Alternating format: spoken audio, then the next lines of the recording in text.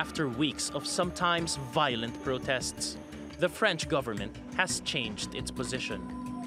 Depuis plus de 3 semaines, this anger has deep roots. It's been brooding for a while. It often stayed quiet out of reticence or pride. Today it is being expressed with force and in a collective way. One must be deaf or blind not to see it or hear it. It's suspending plans to implement higher fuel taxes for 6 months. It's also postponed gas and electricity price hikes, and says it's holding consultations to find ways to ease the burden of higher taxes. These decisions, effective immediately, must bring back peace and calm to the country. They must allow us to begin a real discussion on the main issues that have been expressed these past few weeks. The protests were triggered by increases in fuel taxes, but they've also transformed into an outpouring of anger towards President Emmanuel Macron. As fuel prices rose, the government slashed taxes for corporations to attract new investment. Critics are calling Macron a president for the rich, and poll results released on Tuesday show his approval rating has fallen to a low of 23%. It's not a sign of appeasement, it's just a stalling tactic, but there's nothing there. It's empty. There's no specific explanation. His cabinet says the fuel taxes will have to be imposed eventually if France is to hit its target of bringing emissions down to zero by 2050. A few months ago, we were accused of not doing enough in terms of climate. Then came this movement, which we thought was very much about the carbon tax, is in fact a movement that is a form of rebellion against tax overflow. The government says it hopes the new measures will help keep people off the streets this weekend, or at least stop protests from again turning ugly. Paolo Montecillo, TRT World. Live to Paris now, and TRT's editor-at-large, Craig Copetas. Craig, the protesters have won, at least for now anyway. Where does this leave President Macron's reforming agenda for the French economy?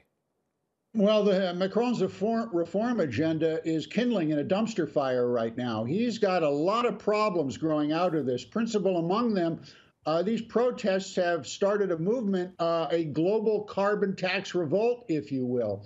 On top of that, Macron has a lot of major, more important issues to deal with coming up, such as pension reform. And all of that is now in jeopardy because he made this political decision to institute these new taxes that he should have known nobody wanted. And more importantly, Jamie, he should have known no one could afford. Take us back to the beginning of this. When did this all start and why did this all start? Fascinating question, Jamie. It started, the Yellow Vests started, they came to exist about 6 months ago. A political decision was made by the Élysée Palace, and a small group of people began to discuss this in groups on, guess where, Facebook. So then the algorithms and the viral sharing mechanics kicked in, and they promoted these group posts into what Facebook calls their news feed, and they got a lot of engagement in Facebook news feeds. So over the next few months, the majority of France that uses Facebook was shown a darker and angrier side of France that they don't talk about in polite company, and it started to be talked about. And this news feed actually kicked into gear, and it ended up with putting people on the streets, fascinatingly enough, with no leaders.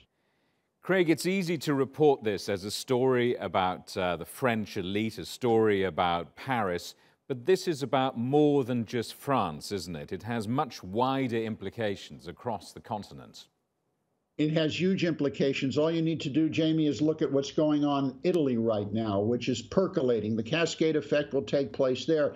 It looks to take place in other countries over 2019 and into 2020.